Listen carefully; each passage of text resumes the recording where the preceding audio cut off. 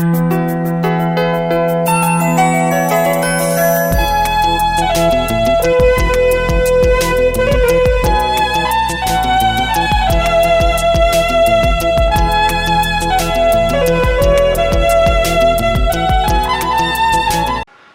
மாதம் நிச்சயமாக உங்களுக்கு ஒரு ஆசீர்வாதத்தை கொண்டு வரும். ஆமென். நேற்று இரவு ஆண்டவர் ஒரு காரியத்தை நமத்தில் பேசினார். அடுத்த 7 மாதங்கள், ஆமென், அடுத்த இந்த 2025 அடுத்த 7 மாதங்கள் 1/1 உங்களுக்கு ஒரு அற்புதம் நடக்க போகுது. ஆமென். நகோமியுடைய வாழ்க்கையில் இந்த கசப்பு மாறுபடி தேவன் அந்த ரூத்தினுடைய வாழ்க்கையில் கிரியை செய்து சாப்பாட்டுக்கே வழி இல்லாமல் கீழே சிந்த விட்டதை பொறுக்கி சாப்பிட்ட அவனுடைய வாழ்க்கை யதார்த்தமாக போவாசனுடைய நிலத்தை சந்தித்து அங்கே பொறுக்கி சாப்பிடுகிறார். பின்பு போவாசை திருமணம் பண்ணுகிறார். அதற்கு முன்பதாக பார்த்தீங்கன்னா 6 படி கோதுமை அவனுக்கு கொடுக்குறான். அவனுடைய குடும்ப தேவைகள் சந்திக்கப்படுகிறது. இப்போ போவாசை திருமணம் செய்கிறான். அடுத்து அவளுக்கு ஒரு ஆண் பிள்ளை பிறக்கிறது. அந்த வீட்டுக்கு எஜமானியாக, அந்த தோட்டத்துக்கு எஜமானியாக மாறுகிறாள். ஆண்டவர் அந்த குடும்பத்தில் இயேசுவை பிறக்கும்படி செய்கிறார். இவ்வளவு நன்மைகளும் அவள் கசப்பாக இருக்குன்னு சொன்ன அடுத்த ஒரு சில நாட்களுக்குள்ளே நடக்க ஆரம்பிக்கிறது. நான் சொல்கிறேன், இந்த 5 மாதம் உங்கள் வாழ்க்கையில் நீங்கள் கசப்புகளை சந்தித்திருக்கலாம், பலவிதமான போராட்டங்களை சந்தித்திருக்கலாம், அவமானங்களை சந்திருக்கலாம், அவமதிப்புகளை சந்தித்திருக்கலாம். ஆண்டவருடைய ஆவியானவர் சொல்லுகிறார், அடுத்த 7 மாதங்கள் 1/1 ஆண்டவர் உங்கள் வாழ்க்கையில் அற்புதம் செய்ய போகிறார். அல்லேலூயா. நாளுக்கு நாள் நீங்கள் விருத்தி அடைய போகிறீர்கள். நாளுக்கு நாள் தேவன் உங்களுக்கு ஒரு வழியை திறக்கப் போகிறார். ஆமென் சொல்லுங்க. நீங்கள் பலப்படுவீர்கள், உங்களுக்கு எதிரான ஆயுதங்கள் பலவீனப்படும். ஆமென் சொல்லுங்க. தாவீது நாளுக்கு நாள் விருத்தி அடைந்தான். ஆமென் சொல்லுங்க. தாவீதின் குடும்பத்தார் நாளுக்கு நாள் பலப்பட்டார்கள். சவுலின் குடும்பத்தார் நாளுக்கு நாள் பலவீனப்பட்டார்கள். அன்பு தேவ பிள்ளையே, கர்த்தர் உன்னை நாளுக்கு நாள் பலப்படுத்த போகிறார். நான் சொல்கிறேன், அடுத்த 7 மாதங்கள் உங்கள் வாழ்க்கையில் ஒரு மறுரூபம் உண்டாக போகிறது. நாளுக்கு நாள் நீங்கள் அற்புதத்தை காண்பீர்கள். அடுத்த 7 மாதங்கள் உங்கள் வாழ்க்கையில் இருக்கிற கசப்பு இராதபடி, உங்கள் வாழ்க்கையில் அடித்த புயலை தேவன் ஓய பண்ணி, ஒளிந்து போக பண்ணி, ஒரு புதிய வாசலை தேவன் நாளுக்கு நாள் திறப்பதை நீங்கள் காண்பீர்கள். அல்லேலூயா. ஆமென். இந்த 5 மாதம் இருந்த கசப்பு இனி நீங்கள் பார்ப்பது கிடையாது. இந்த 5 மாதம் இருந்த எகிப்து நீ பார்ப்பது கிடையாது. இந்த 5 மாதம் இருந்த பாபிலோன் உன் வாழ்க்கையில் கிடையாது. அல்லேலூயா. ஆமென் சொல்லுங்க. பாபிலோனுக்கு ஒரு முடிவு உண்டாகிவிட்டது, எகிப்துக்கு ஒரு முடிவு உண்டாகிவிட்டது. ஒரு புதிய துவக்கத்தை இந்த நாளில் தேவன் வைத்திருக்கிறார். இந்த ஜூன் மாதம் ஒரு புதிய துவக்கம், ஒரு கல்வி ஆண்டினுடைய துவக்கம். அல்லேலூயா. இந்த வருஷத்தினுடைய ஆரம்பம் அற்பமாக இருக்கலாம், ஆனால் இந்த வருஷத்தின் நடுவில் உங்களை உயிர்ப்பிப்பேன்னு சொன்ன ஆண்டவருடைய வார்த்தையின்படி இந்த வருஷத்தின் நடுவிலே, இந்த 6வது மாதத்திலே தேவனுடைய உயிர்ப்பிக்கிற வல்லமை வெளிப்படுகிறதை நீங்கள் காண்பீர்கள். கரங்களை தட்டி ராஜாவுக்கு ஒரு மகிமை செலுத்து. இந்த வருடத்தின் நடுவிலே தேவன் உங்களை என்ன செய்வாராம்? உயிர்ப்பிப்பார். ஆமென். இந்த மாதம் உங்களை உயிர்ப்பிக்கிற மாதம். நிச்சயமாக தேவன் உங்கள் வாழ்க்கையில் கிரியை செய்கிறதை நீங்கள் காண்பீர்கள். உன்னோடைய கூட இருக்கிற ஜனங்கள் கர்த்தருடைய செய்கையை காண்பார்கள். ஆண்டவர் உங்கள் கூட இருக்கிறத இனி ஒரு நாட்களில் அடுத்த 7 மாதத்தில் ஆண்டவர் காண்பிக்க போகிறார். அதான் நேற்று சொல்லும்போது சொன்னேன் ஒரு காரியம். அயல் வீட்டுக்காரிகள் சொல்லி கொண்டார்கள், நகோமிக்கு ஒரு ஆண் பிள்ளை பிறந்தது. எப்படி? அப்படி கர்த்தருடைய செய்கையை உங்கள் வாழ்வில் பிறர் காணும்படியான அற்புதங்கள் அடுத்த 7 மாதங்கள் உங்களுக்கு காத்திருக்கிறது. ஆமென் சொல்லுங்க. ஹெட்டிங்கே என்ன போடணும்னா, இந்த மாதத்துக்கு செய்தி தலைப்பு புதிய மாதத்தினுடைய வாக்குத்தத்த செய்தி கிடையாது, அடுத்த 7 மாதங்கள். ஆமென். அடுத்த 7 மாதம் கர்த்தருடைய செய்கை நீங்கள் பார்க்க போகிறீங்க. பக்கத்தில் கைப்பிடி சொல்லுங்க, அடுத்த 7 மாதமும் கர்த்தருடைய செய்கை, கர்த்தருடைய கிரியை, கர்த்தருடைய வல்லமையை, கர்த்தருடைய அற்புதத்தை நீங்கள் பார்க்க போகிறீர்கள். அல்லேலூயா. நான் இந்த வாக்குத்த செய்திக்காக வார்த்தைக்காக நான் 2-3 நாளாக தான் ஜெபம் பண்ணிகிட்டு இருந்தேன். இன்றைக்கி காலையில் தான் எனக்கு வசனமே கிடச்சி. காலையில் 4 மணிக்கு என் ஜெபம் பண்ணிகிட்டு இருந்தேன். அப்போ தான் ஆவியானவர் எனக்கு பேசினார். தேவ சமூகத்தில் காத்திருக்கும் பொழுது ஆவியானவர் எனக்கு சொன்ன ஒரு வார்த்தை, ஏசாயா தீர்க்கம் 61ஆம் அதிகாரம் 7வது வசனம். உங்கள் வெட்கத்துக்கு பதிலாக இரட்டத்தனையாய் பலன் வரும். அல்லேலூயா. லட்சைக்கு பதிலாக தங்கள் பாகத்தில் சந்தோஷப்படுவார்கள். அது நிமித்தம் தங்கள் தேசத்தில் இரட்டிப்பான சுதந்திரம் அடைவார்கள்.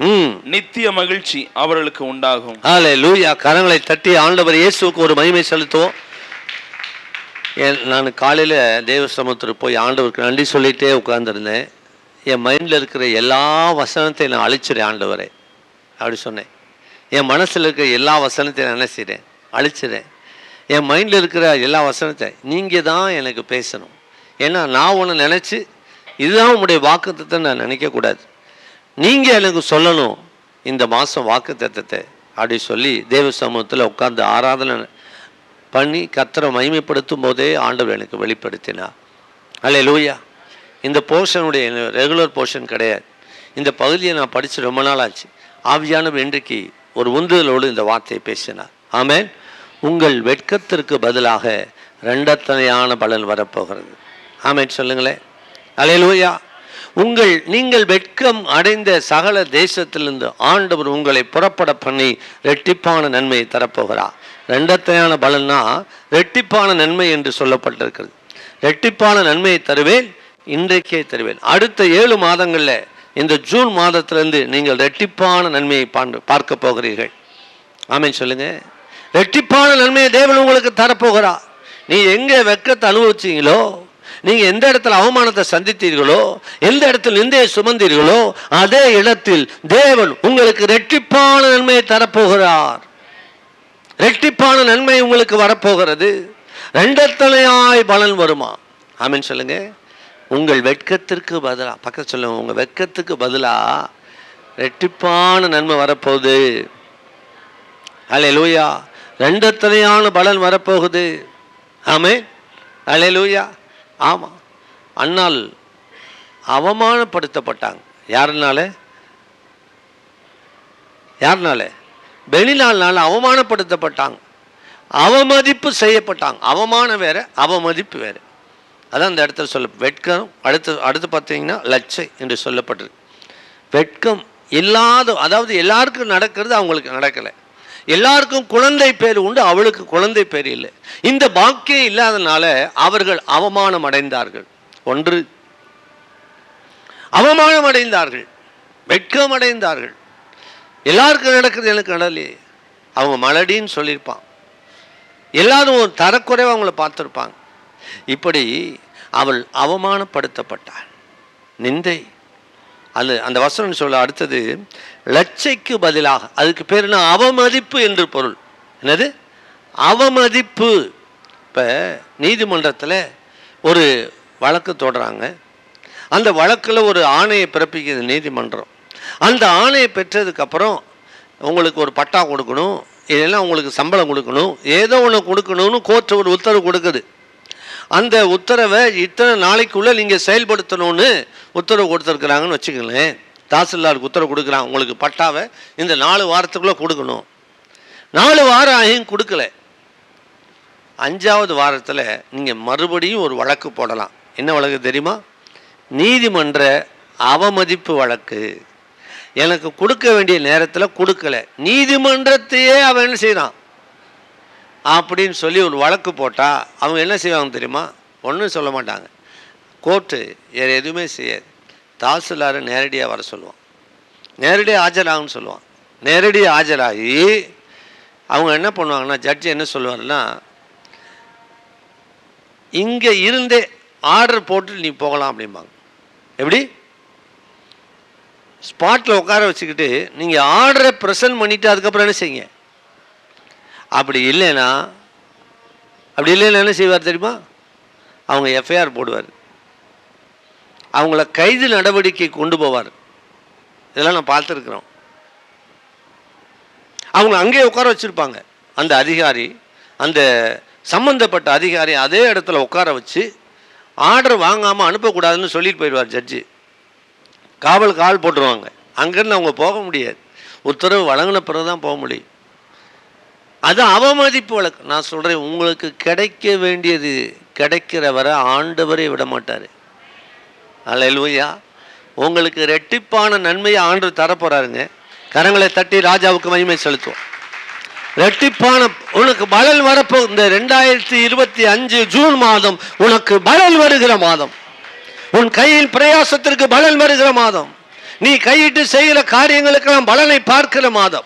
இத்தனை நாளும் நீங்கள் பிரயாசப்பட்டதற்கு பலனை பார்க்கிற அடுத்த 7 மாதங்கள். இந்த 5 மாதம் நீங்கள் பிரயாசப்பட்டிருப்பீங்க, ஜெபம் பண்ணியிருப்பீங்க, உபவாசம் இருப்பீங்க, காத்திருப்பீங்க, பொறுமையாக இருந்திருப்பீங்க, சகித்திருப்பீங்க. அதுக்கு பலனை பார்க்கிற மாதம் தான் அடுத்த 7 மாதம்.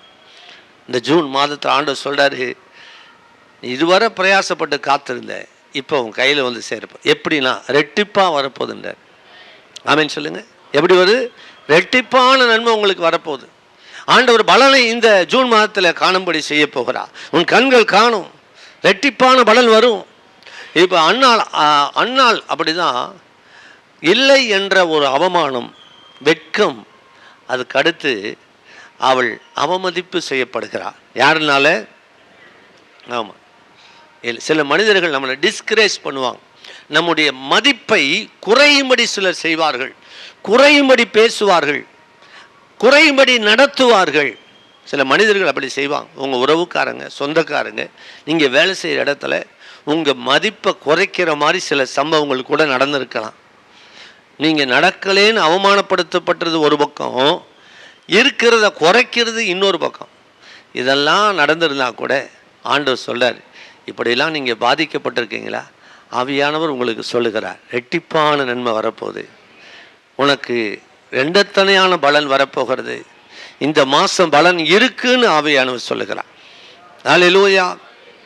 இந்த 61ஆம் அதிகாரம் ஏசாயாவுக்கு தலைப்பு என்ன தெரியுமா? அனுக்கிரக வருஷம் என்று எழுதப்பட்டிருக்கு. ஆமேன் சொல்லுங்க. தேவன் உங்களை அனுக்கிரக நாளுக்குள்ள நடத்தி செல்கிறார். ஆமே.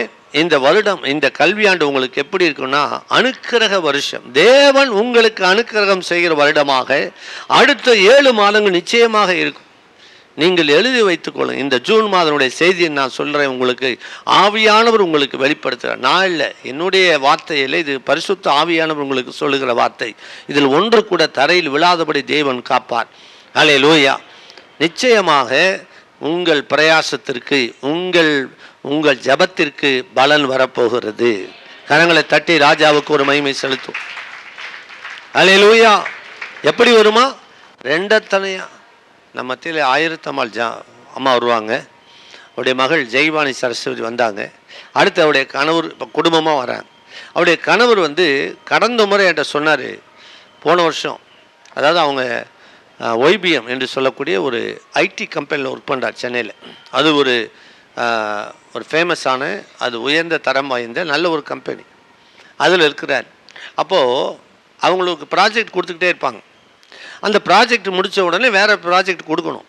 அப்படி இல்லைன்னா அவங்கள பெஞ்சில் உட்கார வச்சுருவாங்கன்னு பேசுவாங்க. அதாவதுன்னா அடுத்த ப்ராஜெக்ட் வர வரைக்கும் அவங்களுக்கு வேலை இல்லை, சும்மா தான் உட்காந்துருக்கணும்.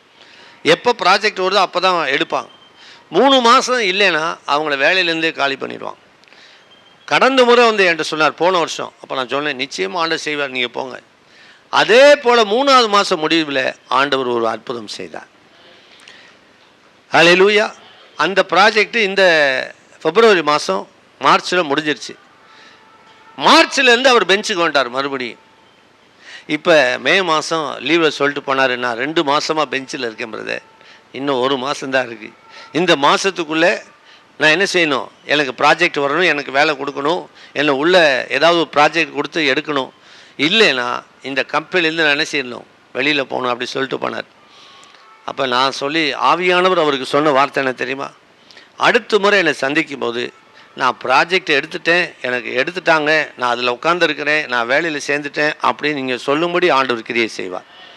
எனக்கு தெரியுமா, போன மாதம் வாக்குத்தத்த செய்தி முடிஞ்சு போகிற அன்னைக்கு நான் ஜெபம் பண்ணி அனுப்பினேன் அவருக்கு. அல்லேலூயா. ஆவியானவர் சொல்லி அனுப்பினார். நேற்று தான் அவர் சந்தித்தார். ஆமேன் சொல்லுங்கள். நேற்று வருவதற்கு முந்தின நாள் அவருக்கு ஒரு அழைப்பு ஒரு ப்ராஜெக்ட் எடுத்துட்டார். ஆமென் சொல்லுங்க. அந்த ப்ராஜெக்டுக்கு முன்னாடி அவருக்கு ப்ராஜெக்ட் அந்த எடுக்கிறதுக்கு முன்னாடி இன்னும் 2 ப்ராஜெக்ட் கொடுத்தாங்களாம். இதை நீங்கள் தான் செய்யணும்னு. பாருங்கள், நான் சொல்கிறேன், ஆண்டவர் செஞ்சார்னா ரெட்டிப்பாக தான் செய்வார். இவருக்கு 3 ப்ராஜெக்ட் வந்துடுச்சு, என்ன செய்யணும் தெரியல, எதை எடுக்கிறது. அப்போ அவருடைய மேனேஜர் சொன்னாராம், இந்த ப்ராஜெக்ட் எடுத்தீங்கன்னா இது மாதிரி பெஞ்சுக்கே இனிமேல் வரமாட்டீங்க, மேலேயே போயிட்டுருப்பீங்கன்னு சொன்னாராம். ஆமென் சொல்லுங்கள். அப்படி இதுவரை நீங்கள் அவமானத்தை சந்தித்து வந்திருக்கலாம், காத்திருந்திருக்கலாம். இப்போ ஒரு பலன் வரப்போகுது, நீ கீழே வரமாட்ட, மேலே போய்கிட்டே இருப்ப. ஹல்லேலூயா. கீழே உட்கார மாட்டேன், ஹல்லேலூயா. கீழே அமர மாட்டேன். அவமானப்படுத்தப்படுகிற சூழ்நிலைக்கு நீங்க வராதபடி தேவன் ஒரு ஸ்தானத்தை தேவன் உங்களுக்கு தரப்போகிறா, ஒரு உயர்வை தரப்போகிறா. உன் வெட்கத்திற்கு பதிலாக ரெட்டிப்பான நன்மை வரப்போகிறது. உன் அவமதிப்புக்கு பதிலாக ஆண்டவர் ரெட்டிப்பான சுதந்திரத்தை தரப்போகிறாரா. அந்த வசனம் சொல்லுகிறது 61:7, லட்சைக்கு பதிலாக தங்கள் பாகத்தில் சந்தோஷப்படுவார்கள். ஆமென் சொல்லுங்க. ஹல்லேலூயா. தங்கள் பாகத்தில் உங்களுக்கு கிடைக்க வேண்டிய பாகம் வந்து சேருங்க. ஆமென் சொல்லுங்க. ஹல்லேலூயா. உங்களுக்கு கிடைக்க வேண்டிய பாகம், முதல்ல சொன்னேன், உங்களுக்கு பலன் வரும், உங்களுக்கு கிடைக்க வேண்டிய பாகம் வரும். பாகம்னா என்ன தெரியுமா? பாகம்னா என்ன? பங்கு. உங்களுக்கு கிடைக்க வேண்டிய பங்கு வரப்போகுது. சிலர் சொல்லுவான், இது என் பங்கு, இது உனக்கு தர முடியாது. இது என்னுடைய பாகம், உனக்கு தர முடியாது. இது என்னுடைய சொத்து, உனக்கு தர முடியாது. இது என்னுடைய வீடு, உனக்கு தர முடியாது. நான் சொல்கிறேன், எங்கெல்லாம் அவமதிப்பு பட்டு நீங்கள் இது உனக்கு தர முடியாதுன்னு சொன்னாங்களோ அதில் ரெட்டிப்பான பாகத்தை ஆண்டவர் தரப்போற. யாக்கோபுக்கு ரெட்டிப்பான சுதந்திரம் கிடைச்சது. ஹல்லேலூயா. ஆமென் சொல்லுங்க. கோலும் கையுமான போல அந்த யாக்கோப தேவன் ஆசீர்வதித்து ரெட்டிப்பான சுதந்திரத்தை ஆண்டவர் கொடுத்தார். அன்பு தேவ பிள்ளையே, நீ வெறும் கை இந்த மாசத்துல வந்து நிற்கிறீங்களா? ஆண்டவர் உங்களுக்கு வேதாகமத்தில் மொழிபெயர்ப்பு தமிழில் எழுதப்பட்டிருக்கு, 2 மடங்கு செல்வத்தை ஆண்டவர் தருவாராம். ஹல்லேலூயா. பக்கத்தில் கைப்பிடி சொல்லுங்க, 2 மடங்கு செல்வம் உனக்கு வரப்போகுது. எப்படி? 2 மடங்கு செல்வம். உன் பலன், உன்னுடைய வெட்கத்திற்கு பதிலாக பலன் வரும், பலன் வரும், பலன் வரும். ஆமென் சொல்லுங்க. பலன் என்ன? பலன்னா தேவன் அனுப்புகிற கிரியை, தேவன் செய்கிற கிரியை. ஆண்டவர் ஒரு பலன் கொடுக்க போகிறார். இதுவரை இப்போ மொர்தெகாய் ராஜாவுக்கு ஒரு நன்மை செஞ்சார். அவனுக்கு விரோதமாக, ராஜாவுக்கு விரோதமாக 2 பேர் எழும்பி அவர்கள் அழிக்கணும்னு பிளான் பண்ணால் இதை ராஜ சமூகத்துக்கு தெரியப்படுத்தி ராஜாவை காப்பாற்றினார். இந்த கிரியைக்கு தேவன் ஒரு பலனை அளிப்பினார். ஆமென் சொல்லுங்களேன். என்ன பலன்? என்ன பலன் பாருங்க, என்ன பலன்? ராஜாவுக்கு தூக்கம் வராமல் அவளுடைய கண்ணுமையை பிடிச்சி, எப்பா உனக்கு ஒரு ஆள் நன்மை செய்திருக்கிறான், அவனுக்கு பலன் அனுப்பலை. ஆமென் சொல்லுங்க. அப்போ தான் ஆமானை வச்சு அவனுக்கு ஆண்டவர் ஒரு கணத்தை கொடுக்கிறார். அது தேவனிடத்தில் அந்த பலன். ஆமென் சொல்லுங்க. ஆமென். அன்பு தெய்வ பிள்ளைகளே, நீங்கள் காத்திருக்கீங்களா? பலன் வரப்போகுது. அடுத்து ரெட்டிப்பான நன்மை வரப்போகுது. ஆமென் சொல்லுங்க. அந்த அன்னாள் அவமதிக்கப்பட்டா, அதுக்கு பதிலாக ஆண்டவர் ரெட்டிப்பான பரிசு கொடுத்தார். 2 ஆண் பிள்ளை கொடுத்தாரா? ரெட்டிப்பான பரிசு. ஹல்லேலூயா. என்ன பரிசு கொடுத்தாரு? ஒரு ஆண் பிள்ளையை கொடுத்தார். அந்த ஆண் பிள்ளை வந்து சாதாரண பிள்ளை கிடையாது, ஒரு தீர்க்கதரிசி ஆண்டவர் கொடுத்தார். ஆமென் சொல்லுங்க. எல்லாருக்கும் பிறக்கிற மாதிரி அன்னாளுக்கு பிறக்கலை, அன்னாளுக்கு பிறந்த பிள்ளை இப்போ தீர்க்கதரிசியாக வந்து நிற்கிது. ஆமென் சொல்லுங்க. இப்போ பெனினாலும் சேர்ந்து தான் வணங்கணும். யார? தீர்க்கதரிசிகிட்ட போய். எப்படி பாருங்க, இதுதான் ரெட்டிப்பான பரிசு. ஆமென் சொல்லுங்க. நான் சொல்கிறேன், இந்த மாதம் உனக்கு பலன் உண்டு, 2 மடங்கு பாகம் உண்டு, 2 மடங்கு பரிசு உண்டு. ஹல்லேலூயா. பக்கத்தில் கைப்பிடி சொல்லுங்க, உனக்கு பரிசு வரப்போகுது. பரத்திலிருந்து உனக்கு ஒரு பரிசு ஆண்டவர் அனுப்ப போகிறார். இப்போ மொர்தெகாய் தன்னுடைய ஜனத்துக்காக ஜெபம் பண்ணார், உபவாசம் இருந்தார். என்ன நடந்து தெரியுமா? எஸ்தரின் புத்தகம் 8ஆம் அதிகாரம் 1-2 வசனங்களை படிங்க. எஸ்தர் 8:1-2. அன்றைய தினம் அகாஸ்வேரு ராஜா யூதரின் சத்துருவா இருந்த ஆமானின் வீட்டை ராஜாத்தியாகிய எஸ்தருக்கு கொடுத்தான். பார்த்தீங்களா? எஸ்தருக்கு ஒரு பரிசு வருது. மொர்தெகாய் ராஜ சமூகத்தில் வந்தான். அவன் தனக்கு இன்ன உறவு என்று எஸ்தர் அறிவித்திருந்தால் ராஜா ஆமானின் கையிலிருந்து வாங்கி போட்ட தம்முடைய மோதிரத்தை எடுத்து அதை மொர்தெகாய்க்கு கொடுத்தான். எஸ்தர் மொர்தெகாயை ஆமானின் அரமனைக்கு அதிகாரியாக. இப்ப 2 பரிசு கிடைக்குது. ஒண்ணு என்ன பரிசு? மொர்தெகாய்க்கு 2 பரிசு. ஒண்ணு ஆமான் கையிலிருந்து முத்திர மோதிரம், 2 அரண்மனைக்கு. அல்லேலூயா. நான் சொல்றேன், அவமானப்படுத்தப்பட்டு அவமதிப்பு செய்யப்பட்ட மொர்தெகாய்க்கு 2 மடங்கு பரிசு, அன்னாளுக்கு 2 விதமான பரிசு பாகம். அல்லேலூயா. யாக்கோபுக்கு 2 மடங்கு செல்வம், 2 மடங்கு செழிப்பு தேவன் கொடுத்தார். ஆமென் சொல்லுங்களேன். இந்த மாதத்துல உனக்கு பலன் வரப்போகிறது. ஆமென் சொல்லுங்க. தேவனிடத்திலிருந்து பதில் வரப்போகிறது. 3வது, தேவன் உங்களுக்கு பாகம், செழிப்பை, செல்வத்தை 2 மடங்கு தரப்போகிறார். அடுத்த 7 மாதங்கள் இதெல்லாம் நடக்கும். நீங்க எழுதி வைத்துக் கொள்ளுங்கள். ஆமென். அல்லேலூயா. ஆமா, கடைசியா 2 மடங்கு பரிசு தேவன் தரப்போகிறார். ஆமென் சொல்லுங்களேன். அல்லேலூயா. இதனால என்ன நடக்கும் தெரியுமா? 61ஆம் அதிகாரம் நீங்க படிங்க. 61ஆம் அதிகாரம் 9வது வசனம் படிங்க. 8-9 படிங்க. 8-9. கர்த்தராகிய நான் நியாயத்தை விரும்பி கொள்ளை பொருளால் இடப்பட்ட தகன பலியை வெறுக்கிறார். நான் அவர்கள் கிரியையை உண்மையாக்கி அவர்களோட நித்திய உடன்படிக்கை பண்ணுவேன். 9வது வசனம். அவர்கள் சந்ததியானது ஜாதிகளின் நடுவிலும் அவர்களுடைய சந்தானமானது ஜனங்களின் நடுவிலும் அறியப்பட்டிருக்கும். ஆமென் சொல்லுங்க. என் பிள்ளை, நான் சொல்றேன், என் பிள்ளைய உலகமே அறிஞ்சிருக்கும். உங்க பிள்ளைகளை இந்த உலகம் அறியும். அப்படி தேவன் உங்களை ஆஸ்வதிக்க போகிறார்.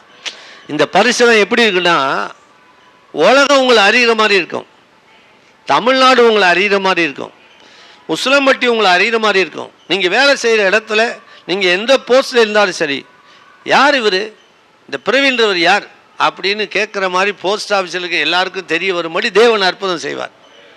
அல்லேலூயா. நீங்க யாரு? இவர் யாருப்பா? இவர் யார்? யோசேப்பு புதுசாக வந்து உட்காந்துருக்கிறார், அவருக்கு யார் சேர் போட்டிருக்காங்க அப்படின்னு கேட்டிருப்பானா? கேட்டிருக்க மாட்டான். அப்படி தேவன் ஒரு சிங்காசனத்தை ஆயத்தப்படுத்துறார்.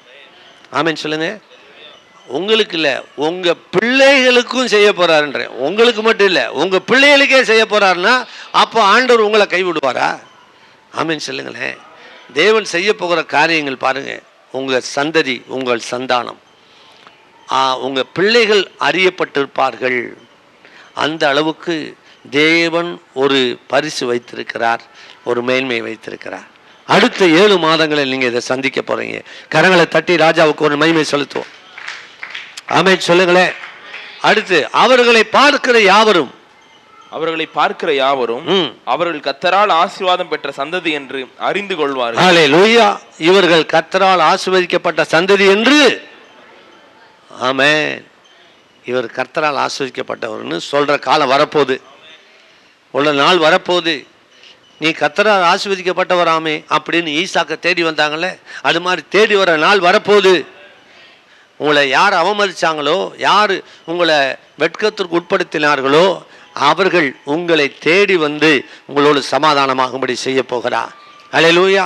நீ கர்த்தரால் ஆசீர்வதிக்கப்பட்ட ஜனம் என்று இந்த உலகம் அறிய போகுது, இந்த பட்டணம் அறிய போகுது, தேசம் அறிய போகுது, உன் குடும்பத்தில் உள்ள பிள்ளைகளை அறிய போகிறார்கள்.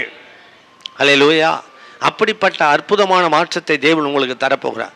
சும்மா எப்படி நடக்கும்? ஆண்டவர் உங்களோட ஸ்தானத்தை உயர்த்தும் போது தான் நடக்கும். யாருப்பா அவரு? ஆமானுக்கு பதிலாக இன்னொரு ஆள் வந்திருக்கிறாரு. அல்லேலூயா. ஆமென். எப்படி இந்த போஸ்ட்டுக்கு வந்தார்? யார் இவர்? மொர்தெகாய் யாரு பாருங்க. யாருக்குமே தெரியாத ஒரு வாட்ச்மேன் எப்படி கேட் கீப்பராக இருந்தவர் இப்போ ஒரு ஸ்தானத்துக்கு வந்தார். எப்படி வந்தார்? யார் இவர்? என்ன நடந்துச்சு? 127 நாடுகளும் பேசியிருப்பான். ஆண்டவர் உங்களை பேச வைப்பாரு. ஆமென் சொல்லுங்க.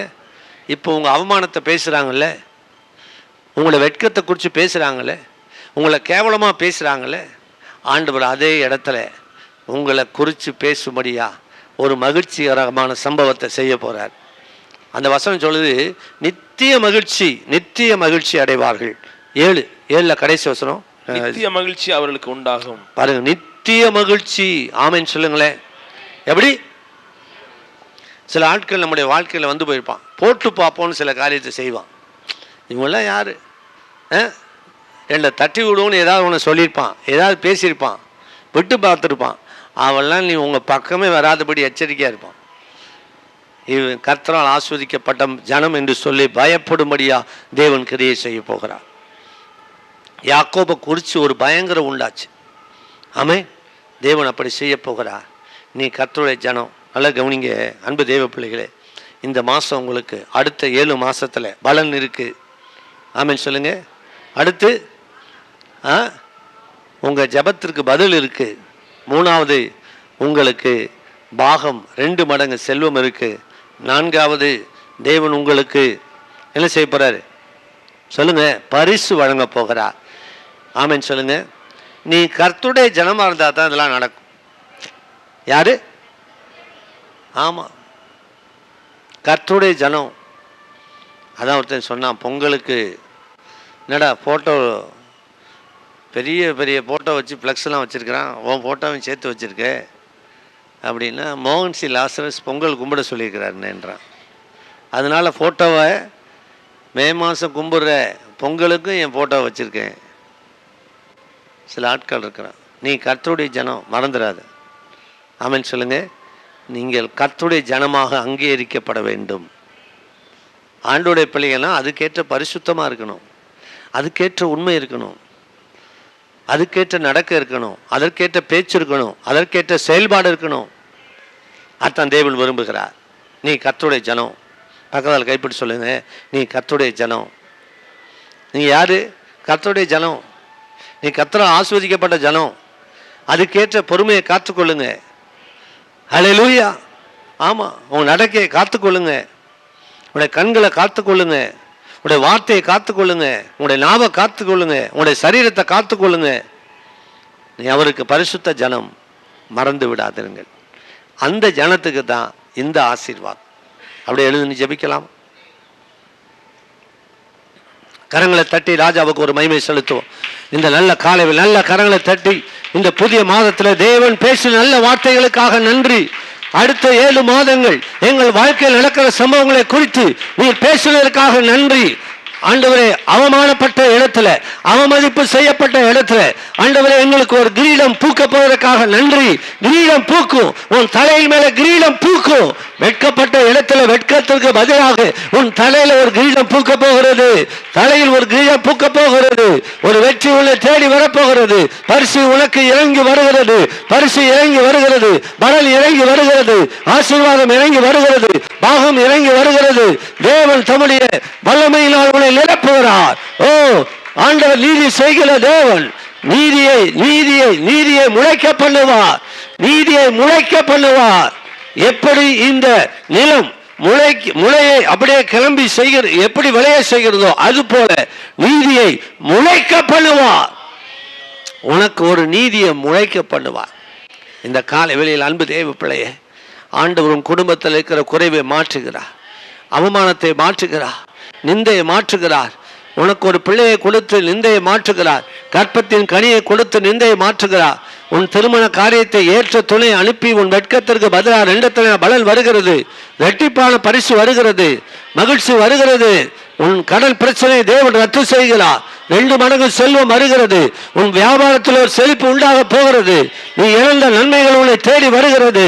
உன் குடும்பத்தில் இருக்கிற சந்தோஷம், உன் குடும்பத்தில் இருக்கிற மகிழ்ச்சியை பிடுங்க நினைச்ச சத்துருவுடைய கிரியைகள் இன்னைக்கு முறிக்கப்படுகிறது.